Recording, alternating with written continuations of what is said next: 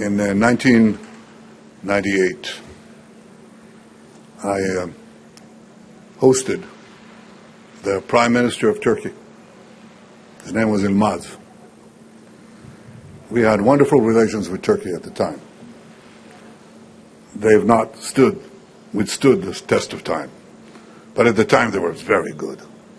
And after a wonderful dinner at the Prime Minister's residence, we had coffee in the living room. And I said, Prime Minister, I have a favor to ask you. And he said, yes, go ahead. And I said, there is a tablet, a stone tablet in Hebrew that was found in the tunnel that we have just, it's right here, that was dug 2,700 years ago by King Hezekiah. That's 300 years after King David. And it marks the place where two teams of diggers met, just as was described here, two teams of archaeological workers. They met when they dug this channel underneath Jerusalem to connect it to the water source and the pool of Siloam. It would be completely underground, safe from enemies. And when the two teams heard one another, they started digging towards each other, and at the place where they met and completed the tunnel, they put this tablet in Hebrew, the Bible speaking to us, because that channel, the digging of that channel is described in the Bible. And here we see that in biblical Hebrew, perhaps except the Dead Sea Scrolls, the most important archaeological discovery in Israel. And I said, look, I have a proposal for you. You know, we have thousands of Ottoman artifacts in our museums. Choose any one you want.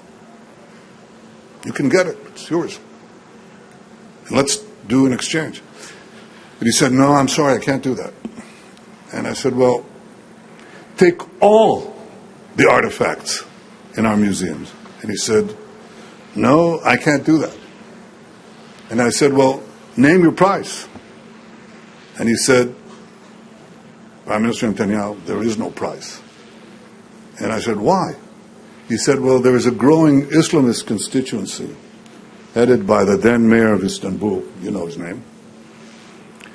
And there would be outrage from this section of the Turkish people that we would give Israel a tablet that would show that Jerusalem was a Jewish city 2,700 years ago.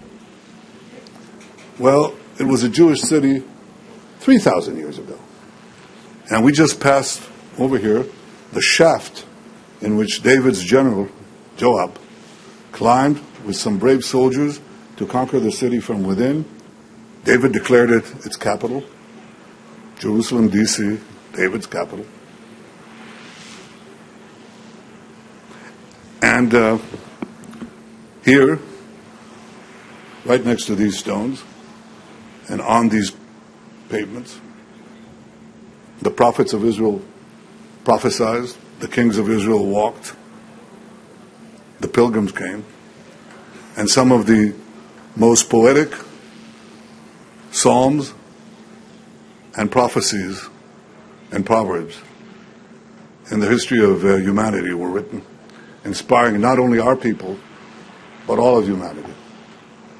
And this continued for 1,000 years into the time of Jesus, a Jewish rabbi from the Galilee who came here to Jerusalem, the Holy of Holies, and he came here to that pool in Siloam to be purified, where he also performed the miracle of helping the blind see.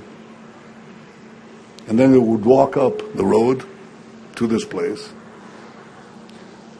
That was all brought to an end by the great rebellion of the Jews against the Romans in 70 AD.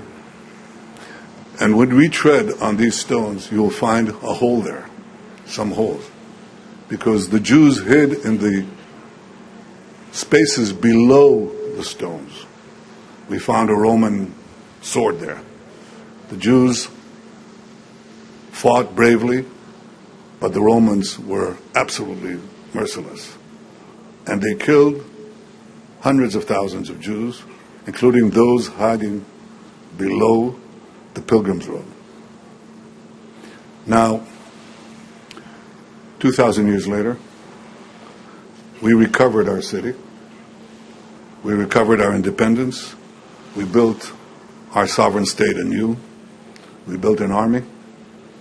And we built a country like no other. But this country is based on those 2,000 years of yearning.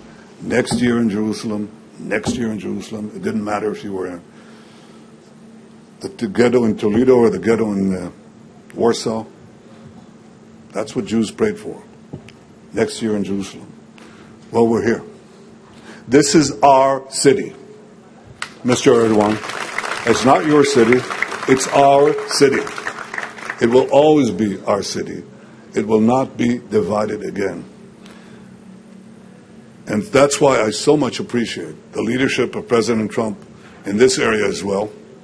When he declared Jerusalem our capital, something that should have been acknowledged by every leader in the world, but he did it. And then moved the American embassy here. He did things that are so obvious, and yet defied all these governments, all these foreign chancelleries, all these experts who said, you cannot do that. He called me up before he did it. He asked, what do you think? I said, well, would there be riots? Would there be bloodshed? I said, I don't think so. But if there will be, it'll be primarily directed at us. And we are definitely ready. So he just did it. And I welcome today the Secretary of State, Marco Rubio, who understands that this is the foundation of our common Judeo-Christian heritage. It is being challenged today. It's being challenged by a growing Islamist force. It's being challenged by the unity of the Islamists with the ultra-left.